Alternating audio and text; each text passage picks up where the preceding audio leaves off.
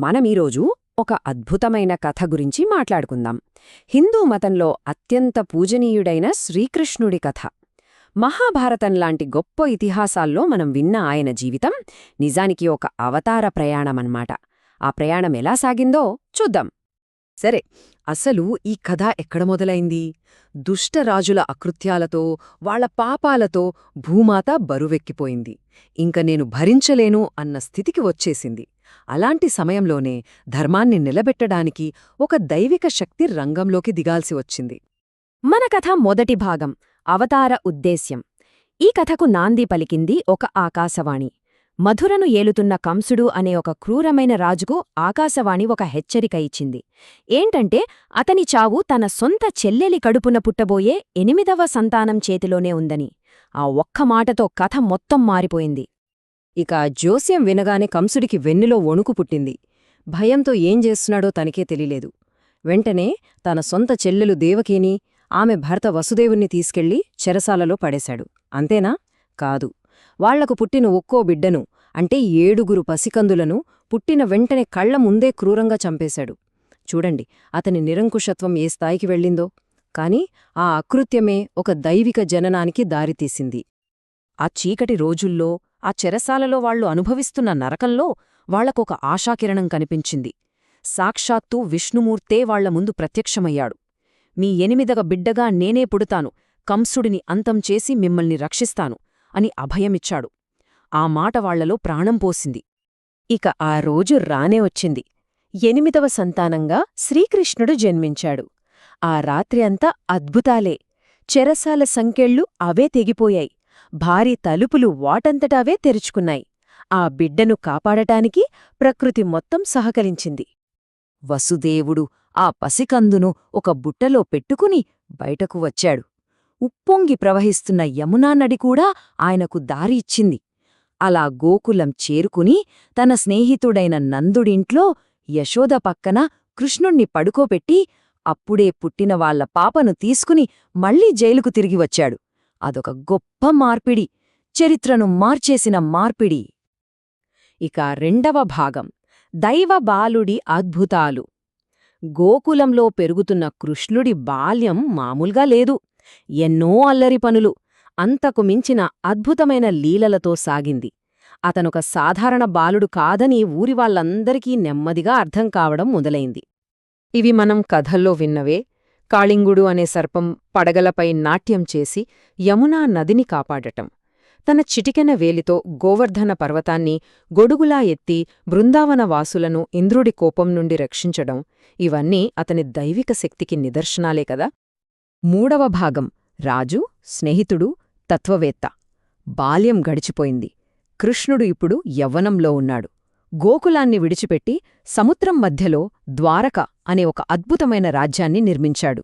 కాని అతని అసలైన పాత్ర ఇంకా మొదలవ్వలేదు. అదే పాండవులకు, కౌరవులకు మధ్య జరగబోయే మహాసంగ్రామంలో ఆయన పోషించబోయే పాత్ర. ద్వారకలో రాజుగా కృష్ణుడు ఎన్నో అద్భుతాలు చేశాడు.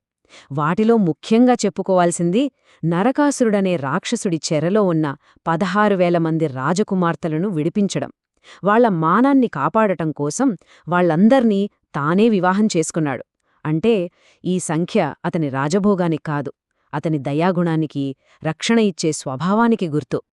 సరే, ఇప్పుడు కథ మహాభారత యుద్ధం వైపు నడుస్తోంది.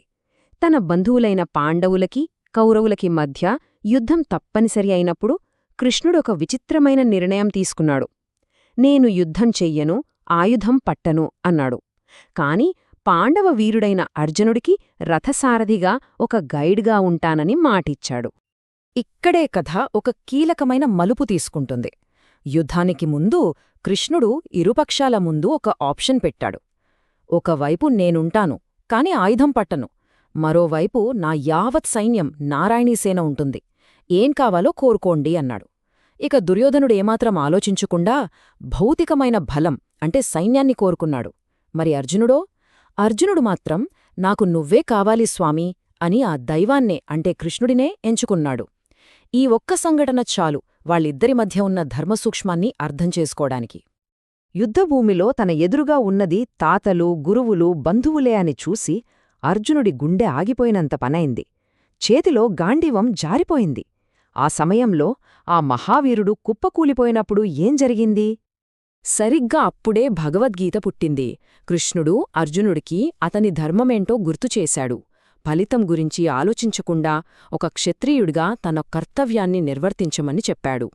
కేవలం మాటలతో కాదు, తన విశ్వరూపాన్ని చూపించి తానే ఈ విశ్వమంతటికీ ఆధారమని నిరూపించాడు.